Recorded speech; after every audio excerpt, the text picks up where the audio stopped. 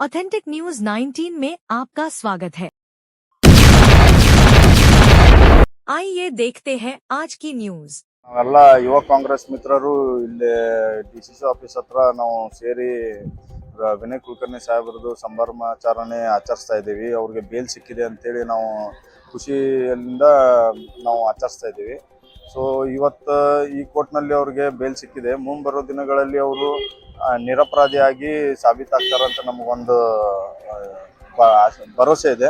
ಹಂಗಾಗಿ ನಾವೆಲ್ಲರೂ ಸೇರಿ ಒಂದು ಈಗ ಸಂಭ್ರಮಾಚರಣೆ ಆಚರಿಸ್ತೀವಿ. ನನ್ನ ಹೆಸರು ಸರ್? ನನ್ನ ಹೆಸರು ಶಾನು ಖಾನ್, ಯೂತ್ ಕಾಂಗ್ರೆಸ್ ಸೆಂಟ್ರಲ್ ಅಧ್ಯಕ್ಷ. ಕಾರ್ಯಕರ್ತದಲ್ಲಿ ಇವತ್ತು ಬಹಳ ಖುಷಿ ತರುವಂತ ವಿಚಾರ, ನಮ್ಮ ಮಾಜಿ ಸಚಿವರಾಗಿರ್ತಕ್ಕಂತ ಸನ್ಮಾನ್ಯ ಶ್ರೀ ವಿನಯ್ ಕುಲಕರ್ಣಿ ಸಾಹೇಬರಿಗೆ ಹೈಕೋರ್ಟ್ಲಿಂದ ಏನು ಇವತ್ತು ಜಾಮೀನನ್ನು ಮಂಜೂರಾಗಿದೆ. ಅದಕ್ಕಾಗಿ ಇವತ್ತು ನಾವು ಯುವ ಕಾಂಗ್ರೆಸ್ ಸಮಿತಿಯ ವತಿಯಿಂದ ವಿಜಯ ಉತ್ಸವವನ್ನು ಹಮ್ಮಿಕೊಂಡಿದ್ದೇವೆ.